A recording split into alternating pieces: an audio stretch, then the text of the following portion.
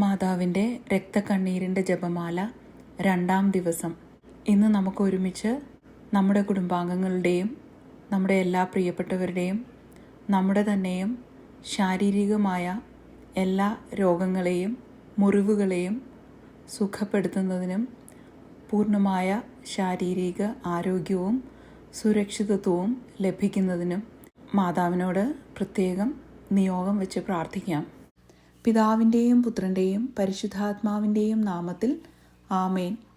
ക്രൂശിതനായ എൻ്റെ ഈശോയെ, അങ്ങേ തൃപ്പാദത്തിൽ സാഷ്ടാംഗം വീണുകൊണ്ട് കരുണാർദ്രമായ സ്നേഹത്തോടെ കാൽവരിയിലേക്ക് വേദന നിറഞ്ഞ യാത്രയിൽ അങ്ങേ അനുഗമിച്ച പരിശുദ്ധ അമ്മയുടെ രക്തക്കണ്ണീരിനെ ഞങ്ങൾ അങ്ങേക്ക് സമർപ്പിക്കുന്നു.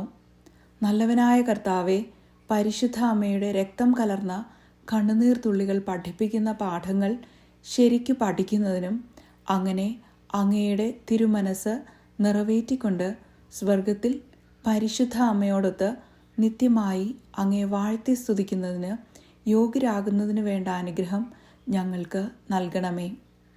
ഓ ഈശോയെ, ഈ ലോകത്തിൽ അങ്ങയെ അധികമായി സ്നേഹിക്കുകയും സ്വർഗത്തിൽ അങ്ങയോടൊത്ത് വാഴുകയും ചെയ്യുന്ന പരിശുദ്ധ അമ്മയുടെ രക്തക്കണ്ണുനീരുകളെ കരുണയോടെ വീക്ഷിക്കണമേ.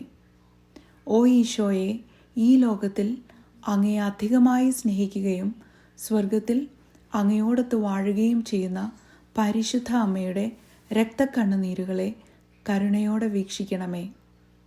ഓ ഈശോയെ, ഈ ലോകത്തിൽ അങ്ങയെ അധികമായി സ്നേഹിക്കുകയും സ്വർഗത്തിൽ അങ്ങയോടൊത്ത് വാഴുകയും ചെയ്യുന്ന പരിശുദ്ധ അമ്മയുടെ രക്തക്കണ്ണുനീരുകളെ കരുണയോടെ വീക്ഷിക്കണമേ.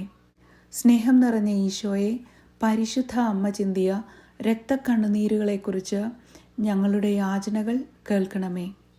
സ്നേഹം നിറഞ്ഞ ഈശോയെ, പരിശുദ്ധ അമ്മ ചിന്തിയ രക്തക്കണ്ണുനീരുകളെക്കുറിച്ച് ഞങ്ങളുടെ യാചനകൾ കേൾക്കണമേ.